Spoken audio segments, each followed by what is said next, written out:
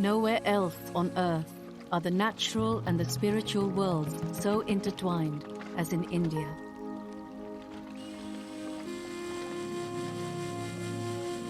This is a place where fire and air, animals and trees, mountains and rivers are revered as God.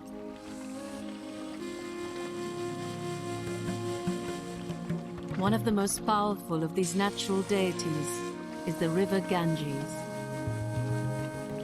She is a water goddess who blesses the many faces of northern India in 1,000 different ways. For millennia, she has brought shape and life to a parched land and provided sustenance for both body and soul to the countless millions who have lived and worshipped along her banks.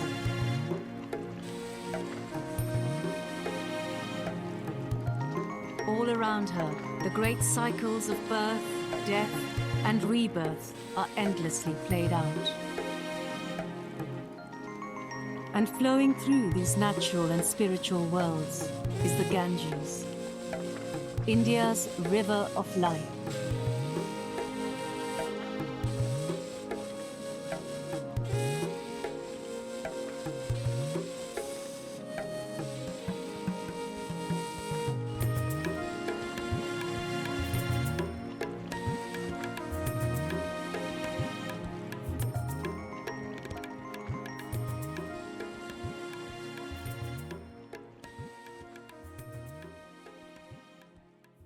India has many sacred rivers, but it's the Ganga, or Ganges, that lies at the very heart of the subcontinent.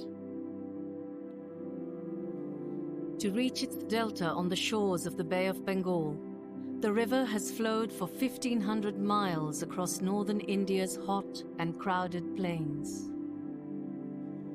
But the Ganges starts life in a very different realm. Cold and imposing, the high peaks of the Himalaya have another name. Devbhumi, the land of the gods. It's here that the Ganges is born.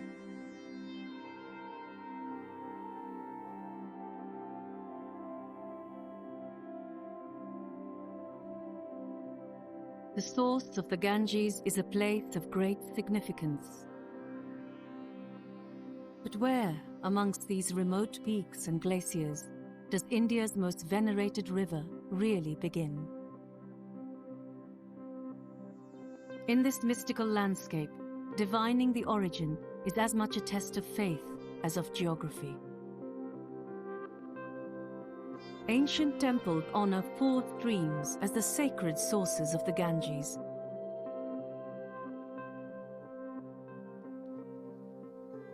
But which is the true source of the great river? By winter's end, the answer is as elusive as the Himalayas' most secretive hunter. The snow leopard is a fabulous, ghostly presence in this frigid world.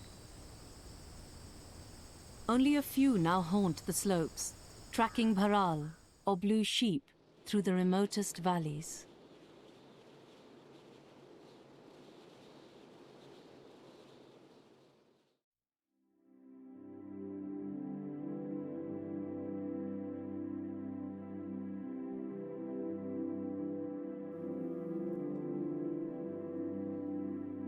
As spring creeps up into the mountains, temples and villages abandoned for the winter start to thaw.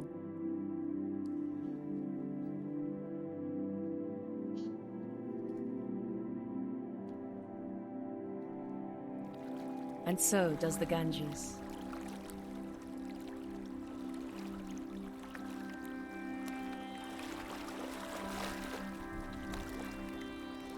Released from the grip of winter, water begins to flow again for the first time in months. In turn, these streams set other journeys in motion.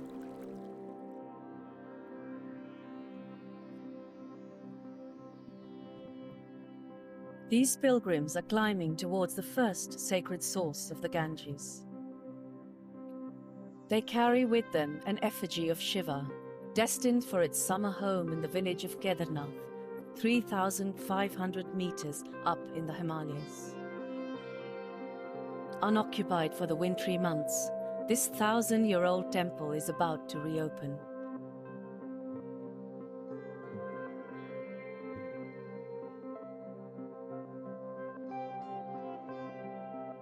Speakers get a rude awakening from their long hibernation.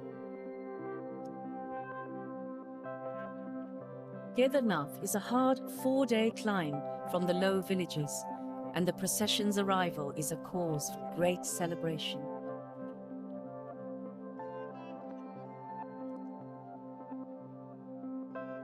In just a few days, the whole valley is magically transformed as the counter-currents of water and people ebb and flow across the slopes.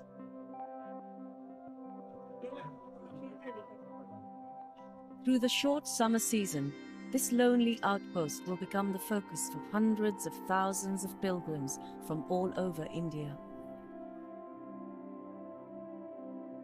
But while Kedarnath is revered as a sacred source, in truth, there are many streams that begin far deeper into the mountains.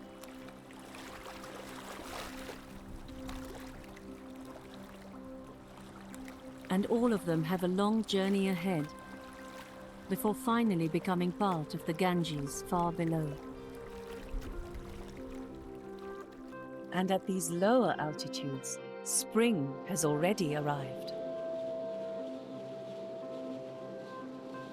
As the strengthening sun warms the land, lammergeiers soar on the rising thermals.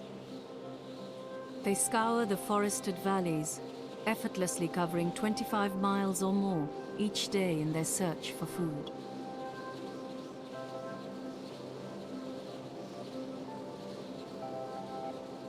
Lifted on wings 3 meters across, the lammergeier is one of the world's largest birds of prey. Not that this intimidates the local crows. Despite their imposing size, they survive largely by scavenging on old bones.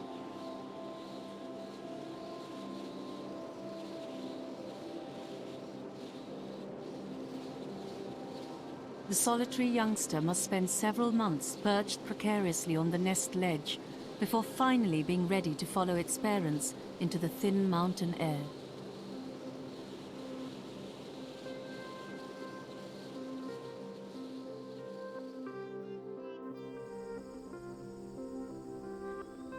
Bathed in spring sunshine, the valleys of the foothills are bursting with life.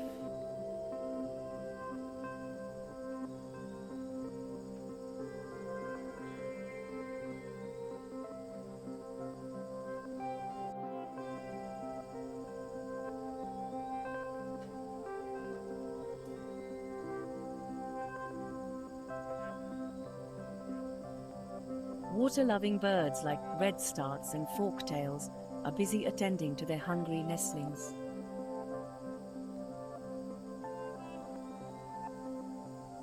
These lower slopes were once cloaked in rich forest. Now this woodland is confined to just a few protected valleys. The dominant tree here is the deodar. These 60-meter giants are known locally as the tree of the gods, an appropriate home for one of India's most divine creatures. Langurs are revered as the earthly warriors of Hanuman, the monkey god. After a winter surviving on a meager diet of bark and dead leaves, the spring greenery brings an appetizing change. These mountain monkeys have occasionally been seen wandering the highest slopes, which may have given rise to the legends of the Yeti. In these magical forests, it seems natural that mythical beasts and gods could be embodied in the same creature.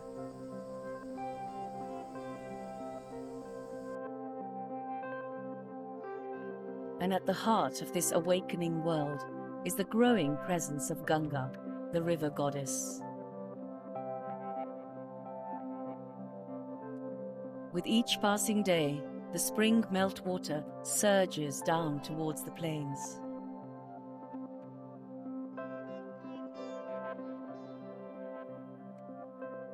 In the lower reaches of the mountain rivers, Himalayan Pastures are gathering.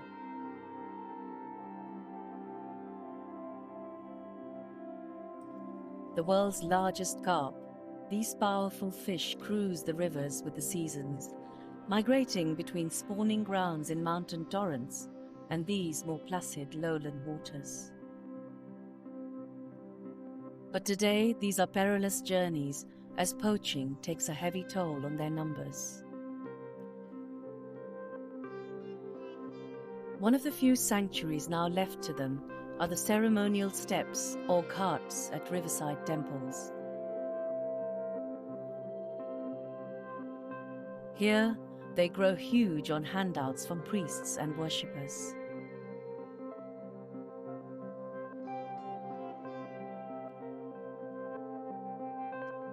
The largest might be a meter long and weigh over 50 kilos.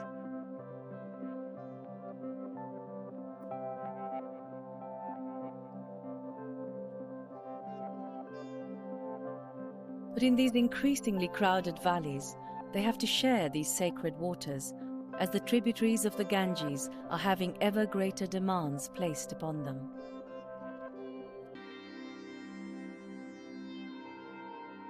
Villagers use every stream pouring down from the mountains to irrigate tier upon tier of terraces carved into the precipitous slopes. Winter-sown crops like barley and millet quickly ripen in the strong sun. And come May, it's not just the villagers reaping the benefits.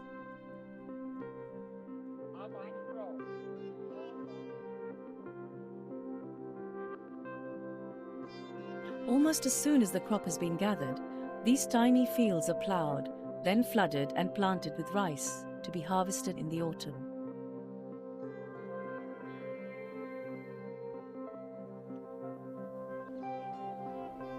This intensive farming is only possible because of the huge quantities of meltwater flooding down from the peaks. This predictable and plentiful supply of water is the Ganges' first great gift to northern India. Without it, the entire region would be a wasteland.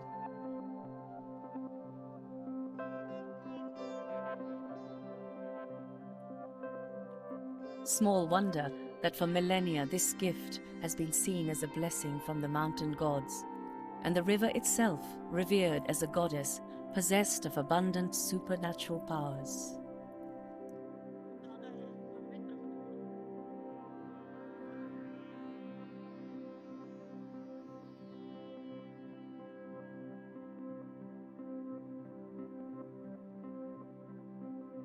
By May, the mountains are bathed in summer heat, and the first rush of meltwater is beginning to subside. Shepherds drift their flocks up through the forests towards the summer pastures.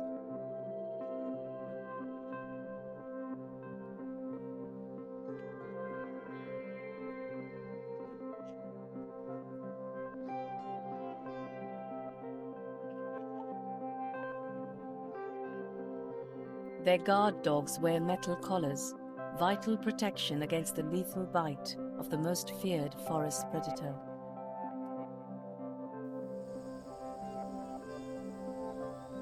Today, leopards thrive around these mountain pastures, attracted by the goats and the chance of an easy kill.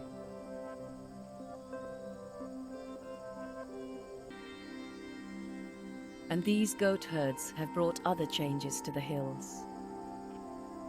Voracious and indiscriminate eaters, their grazing dramatically slows the regeneration of the forests. Rhododendrons are one of the few plants that appear immune to this onslaught. And by June, they are in full bloom.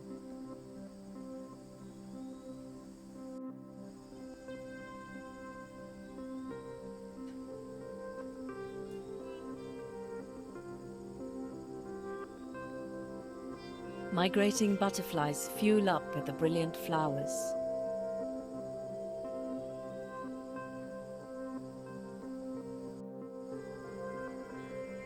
While rose finches, tits, and warblers feed on other insects attracted to the flowers.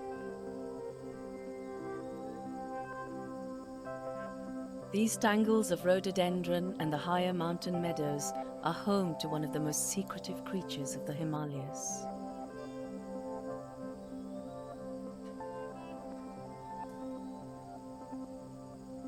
Musk deer are shy and retiring, and for very good reasons.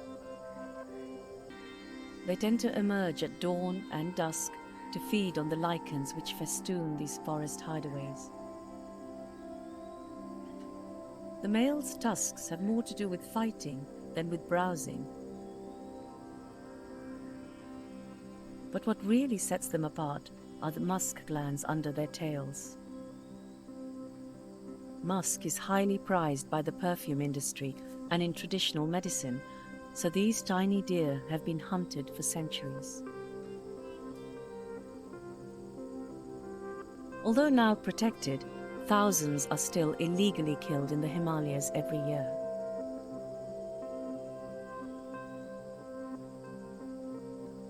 Despite the idyllic surroundings, life in these high valleys is tough. Casualties don't go unnoticed for long.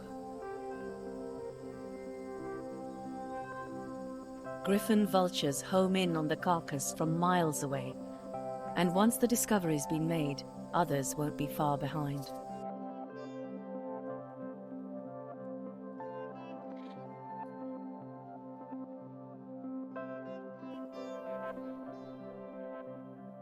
"40 miles and several valleys to the west of Kedarnath is the village of Yamunotri, the second sacred source of the Ganges.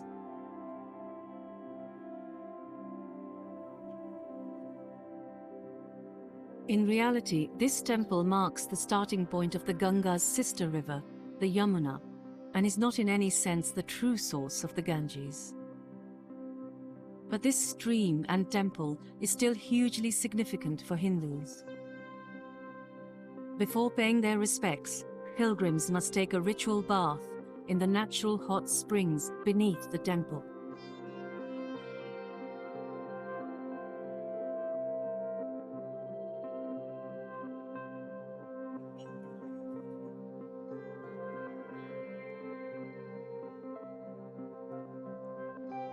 Devotees cook rice as an offering to their river goddess.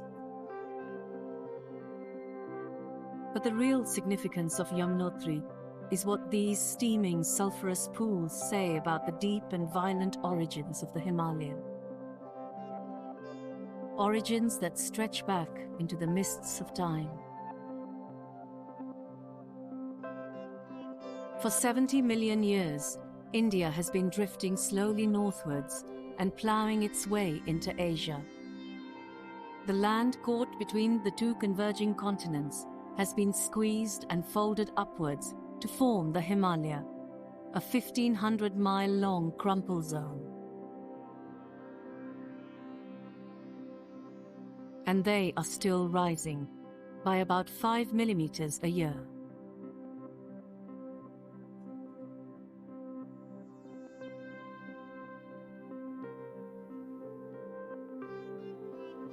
As the mountains continue to grow, the meltwater rivers must carve their way deeper into the rocks.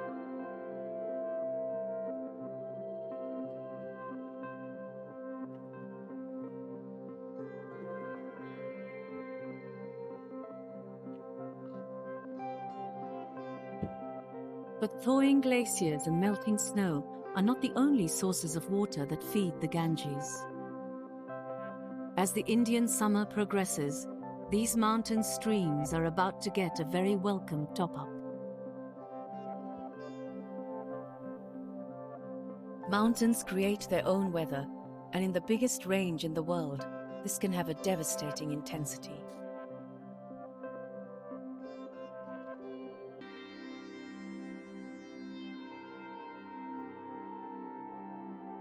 sudden storms pepper the hills with hail, returning the summer meadows to a brief, wintry white.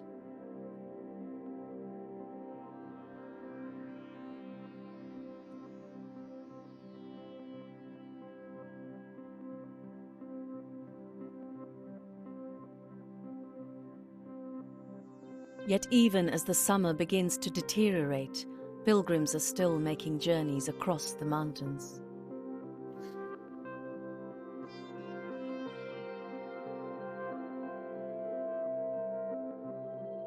Many are heading deep into the hills to Badrinath, the third of the sacred sources of the Ganges.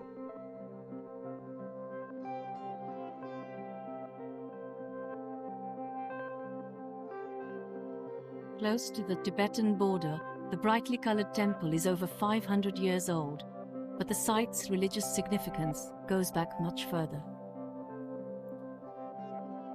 Animal gods carved into its facade are a reminder of just how intertwined the natural and spiritual worlds are in Hindu beliefs.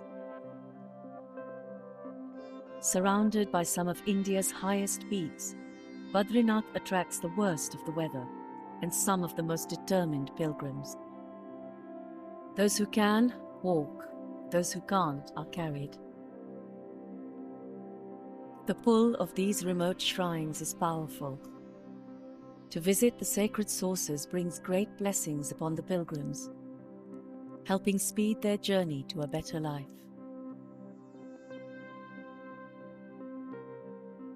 But once again, as with the first two sacred sources, this fierce torrent cannot be seen as the primary source of the Ganges, at least not geographically.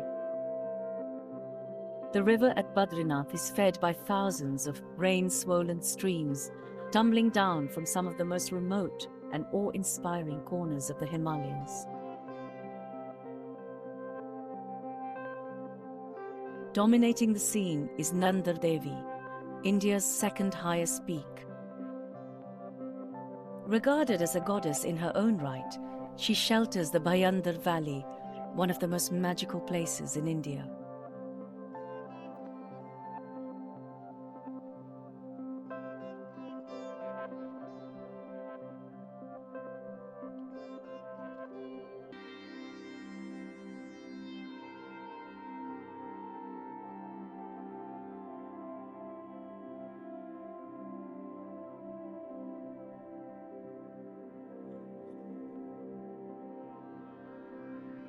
Covered in snow for much of the year, the valley is transformed during the short summer into a botanical wonderland. The Valley of Flowers. Who could not believe that this is a blessed place?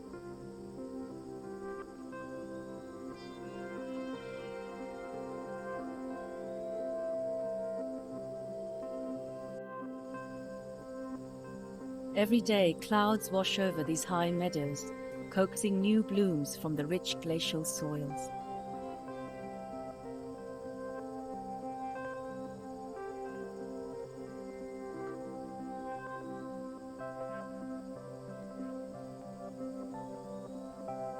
Over 600 plant species have been found here, and by the end of July, Himalayan balsam cloaks the valley in pink.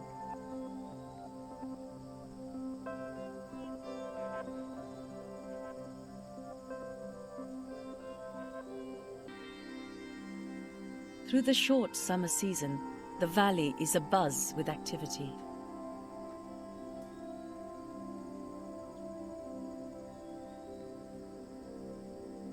Male monal pheasants are getting a little overheated, trying to attract a mate.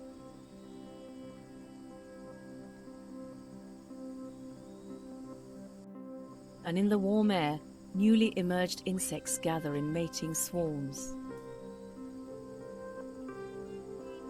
But for others, life in the valley is more relaxed. Coral are small goat antelopes, perfectly suited to life on the rugged grassy hillsides.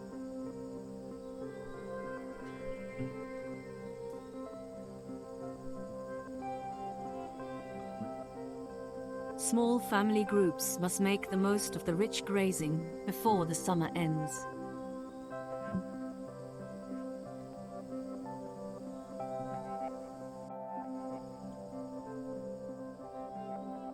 The profusion of meadow flowers provides the local hill people with one of their most treasured harvests.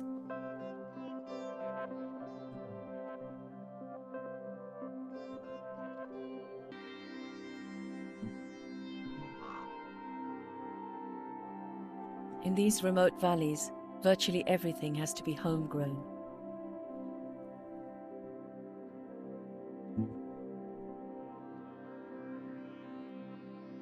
Watered by mountain streams and warmed by the late summer sun, the village terraces are bursting with new life. It feels like a high-altitude Garden of Eden.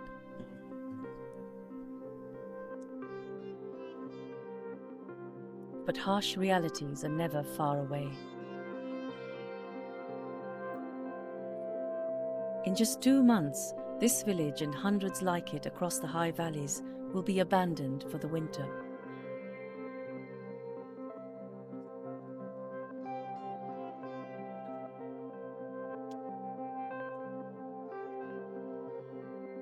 And even the summer nights hold an unwelcome chill.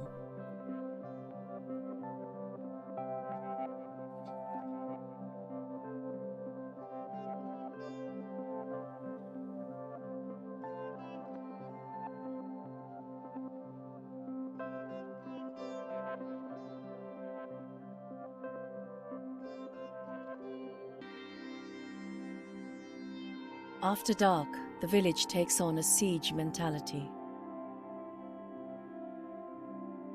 Stock is brought in, dogs are chained, and doors are bolted.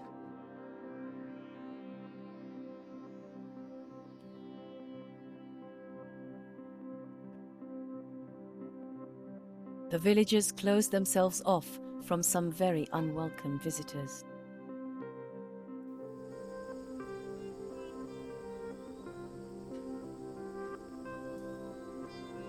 Asiatic black bears weigh as much as a man, and late summer is the time for them to make the most of the season's bounty as they stock up for the coming winter. The village terraces are irresistible. And it's not just bears on the prowl.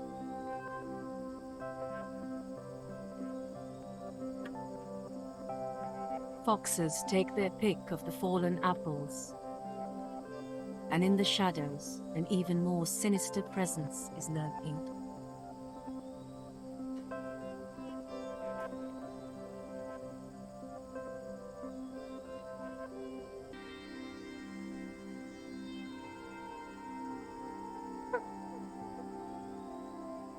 Although the leopards are mainly attracted to the village dogs, they have a darker side and are not above attacking people.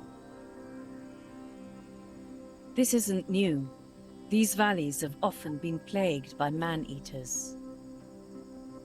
In the 1920s, one male leopard killed at least 126 people, many of them pilgrims en route to the high temples.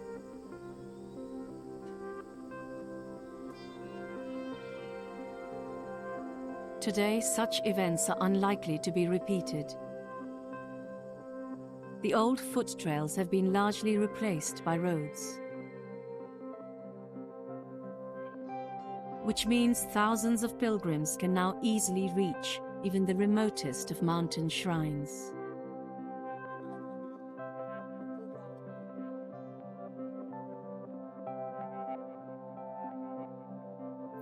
And this one, the last of the 4 sacred sources of the Ganges, is the busiest and most important temple of them all.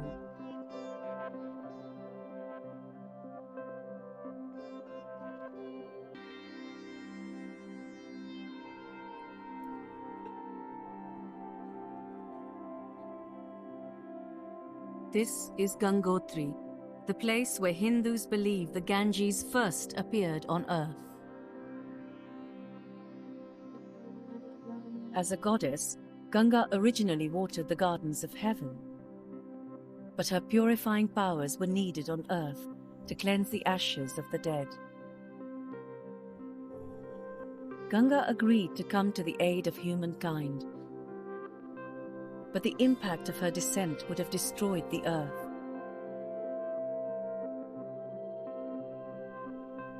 So another god, Shiva, intervened. At Gangotri, he caught the falling river in his hair, cushioning her arrival and channeling the flow into thousands of lesser streams.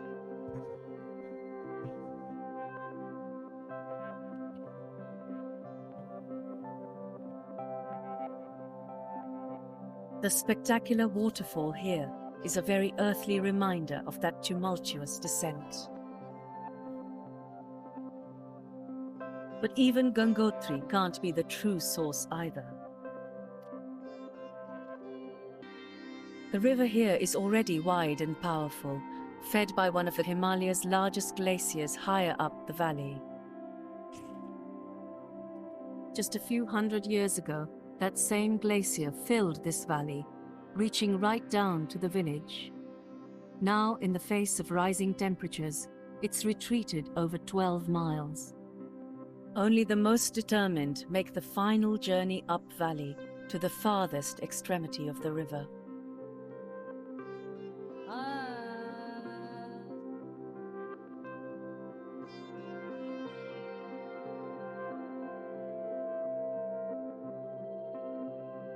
Their destination is Gaumukh, the cow's mouth, an ice cave from which flows a milky stream. This cold and lonely place is considered by many to be the source of the Ganges. For most pilgrims, it's a fleeting visit, just time for a few prayers and a ritual bath in the frigid waters.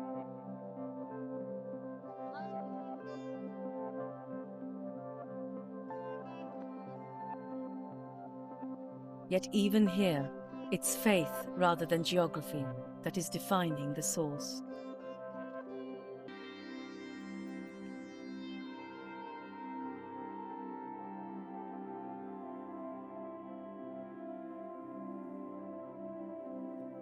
Higher still, up above the glacier, there is more running water. If the source of a river is the point farthest from the sea, then it's here, in the meadows at Tapovan, that the spiritual and geographic origins of the Ganges finally come together.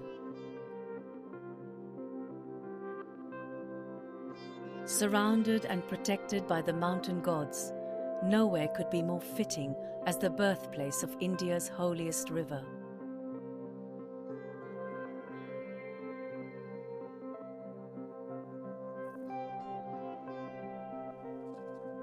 Few visit this wild place.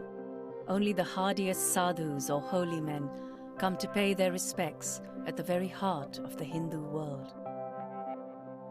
These mountain slopes feed the true headwaters of the Ganges.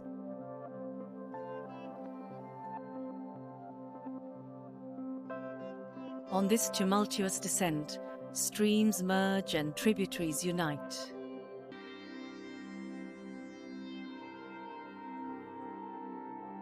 Each confluence, or prayag, is an auspicious place to worship, marking points where Ganga's waters, once dispersed by the locks of Shiva, are reunited.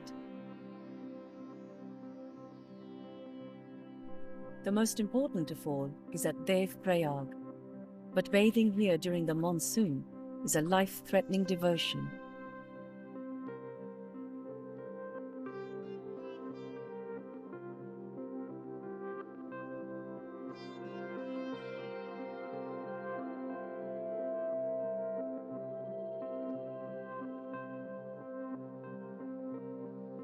Devprayag is significant for other reasons too. The rivers that meet here are known only by their local names, the Alaknanda and the Bhagirathi. But downstream from this promontory, the larger river is officially called the Ganga for the first time. The river may have reached the gentler foothills, but there's life in her yet.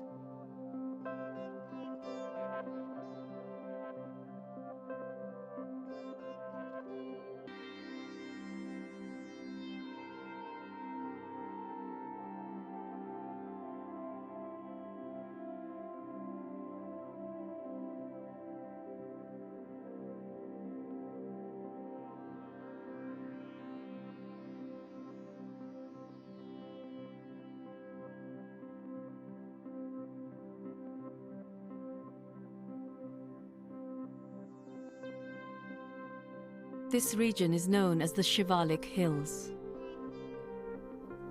These are the ancient remnants of mountains much older than the Himalaya. Rock the powerful Ganges has been wearing down for millions of years.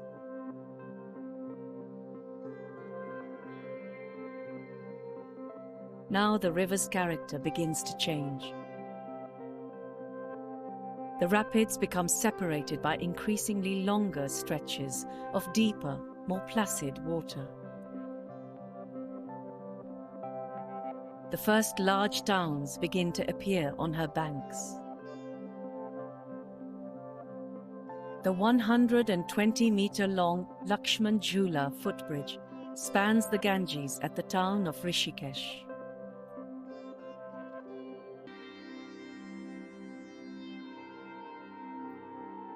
Every day, thousands pass back and forth, going about their daily business. Although not everyone uses the more conventional route.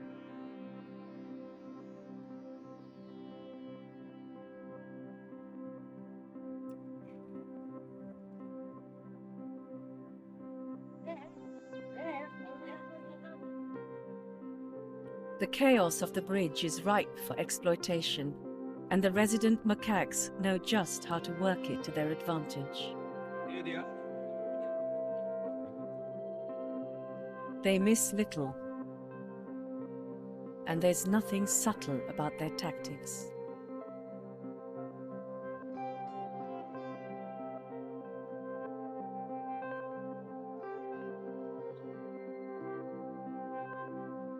If begging doesn't work, direct action usually does.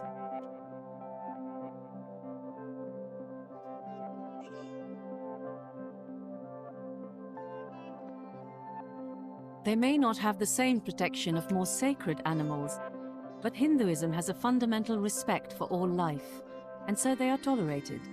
Their antics just an accepted, if annoying, part of everyday life around the town.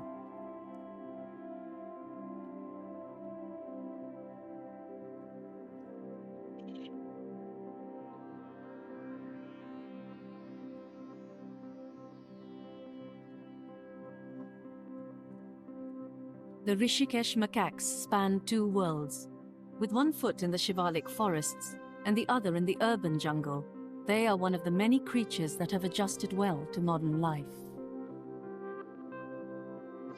But just as the pace of life in the foothills is quickening, the river begins to slow. As the gradient slackens, the Ganges and her tributaries begin to wander across an ever-widening valley.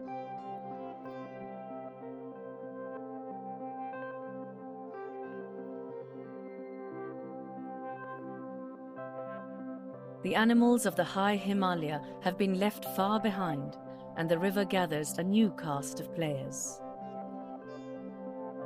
Animals better able to use the slower, deeper water of the main channel.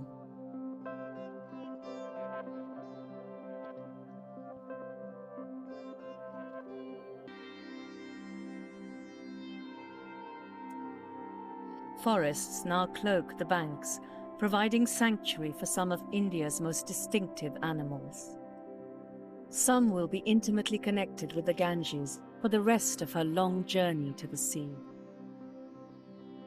A few are thriving, others now have only a tenuous foothold along the river.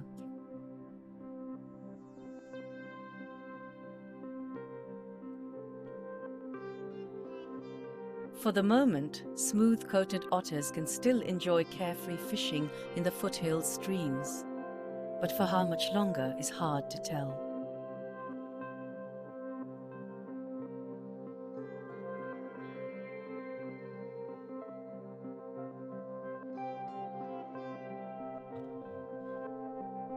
Still only 150 miles from its true source above Gangotri, the Ganges finally bursts from the last line of hills out onto the plains.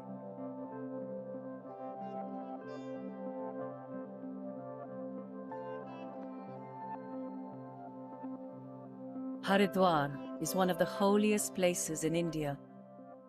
drawing Hindu pilgrims from all over the subcontinent to celebrate and worship their divine river goddess.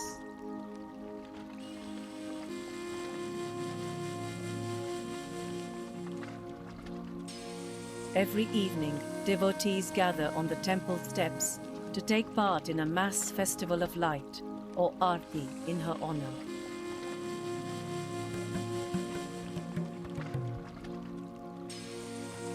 In many ways, Haridwar is where the Ganges really begins. Upstream, she is a wild and elusive river, her sources shrouded in myth and mystery. Only at Haridwar are those mountain torrents finally drawn together into one potent, powerful river that truly befits her godly status. Now the Ganges enters a very different, very human world, in which her sacred waters must now clean cities, irrigate vast fields, and nourish the bodies as well as the spirits of over 500 million people.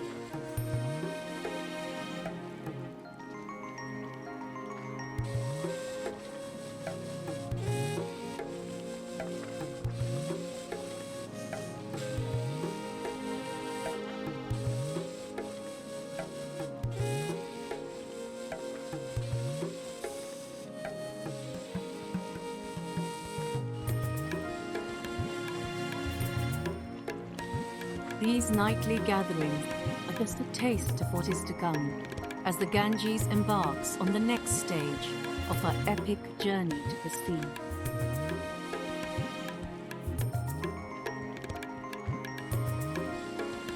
At Haridwar, the daughter of the mountains has grown up to become Ganga Ma, Mother Ganges, India's river of life.